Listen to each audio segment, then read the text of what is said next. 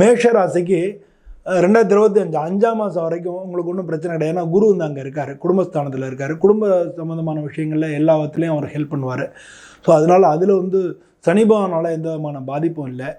ஆனால் அதுக்கு அடுத்த காலகட்டங்களில் 12ல் வர சனி பகவான் வந்து வேலை விஷயமா வெளிநாடுகளுக்கு போகிறதோ இல்லை வெளிநாட்டு கம்பெனிக்கு போகிறதோ இல்லை வேலை விஷயமான மாற்றங்களையோ ஏற்படுத்துறதுனால நீங்கள் வீட்டிலேருந்து கொஞ்சம் பிரிஞ்சு இருக்க வேண்டி வரும்.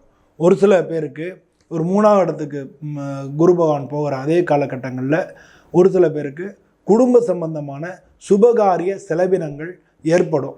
அதனால் நீங்கள் கடன் வாங்கி சுபகாரியங்களை செய்ய வேண்டிய சூழ்நிலை உங்களுக்கு ஏற்படும். வீட்டில் வந்து வீடு கட்டுறதோ இல்லை காது குத்து, கல்யாணம், இந்த மாதிரியான விஷயங்கள் ஏற்படும். நல்லா ஞாபகம் வச்சுங்க. இந்த மேஷ ராசி அன்பர்களுக்கு அவங்க வீட்டில் இல்லாட்டினாலும் உங்கள் சொந்தக்காரங்களுக்காக நீங்கள் செய்ய வேண்டி வரலாம்.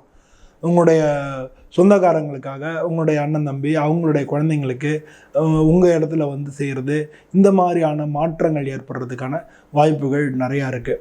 அது மாதிரி குடும்ப ரீதியாக பார்த்திங்கன்னா அதுக்கு அடுத்து சனிபான் தன்னுடைய சொந்த நட்சத்திரத்திலே பயணிக்கக்கூடிய 2025 இதில் ஒன்றும் பிரச்சனை இல்லை. ரேவதி நட்சத்திரத்தில் அவர் போகக்கூடிய 2026ல் உங்களுக்கு ஒரு சில வீட்டில் வந்து ஒரு சில விஷயங்களில் நீங்கள் கடன் வாங்க வேண்டி வரும், குடும்ப ரீதியான விஷயங்களில். ஆனால் குடும்பத்தில் வந்து மகிழ்ச்சிக்கு ஒன்றும் குறைவு இருக்காது. குடும்பத்தில் வந்து வேறு பொருளாதார ரீதியான ஹிக்கப்ஸ் இருக்கும்.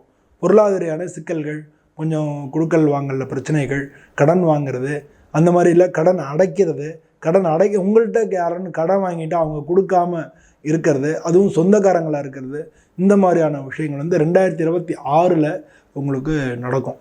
இது வந்து இது வந்து குடும்ப ரீதியான பெரிய பிரிவினைகளையோ பெரிய பிரச்சனைகளையோ இந்த காலகட்டத்தில் மேஷராசி அன்பர்கள் கொடுக்காது. பொதுவாக வந்து 12ல் வந்து சனி பகவான் வந்து விபரீத ராஜயோகம், அதுவும் கெட்டவன் கெட்டிடும் ராஜயோகம் அப்படின்னு சொல்லியிருக்காங்க. அவங்க வந்து 12ஆம் இடத்துல வந்து மறைவு ஸ்தானமாக இருக்கிறதுனால உங்களை பொறுத்தளவில் பெரிய லெவலில் பிரச்சனை இருக்காது. விரயங்கள் தான், நான் இப்போ சொன்ன மாதிரி விரயங்கள் தான் உங்களுக்கு நடக்கிறதுக்கான வாய்ப்புகள் நிறையா இருக்குது.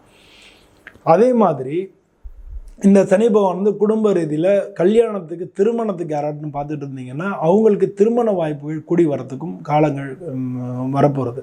அதனால் அவங்களுக்கு வந்து இந்த காலகட்டங்களில் இந்த 7.5 சனியில் மேஷராசி சேர்ந்த திருமணத்துக்கு எதிர்பார்த்துட்டு இருந்தவங்களுக்கு திருமண வாய்ப்புகள் கூடி வரும். இதெல்லாம் வந்து ஃபேமிலி சம்பந்தமான விஷயங்கள்.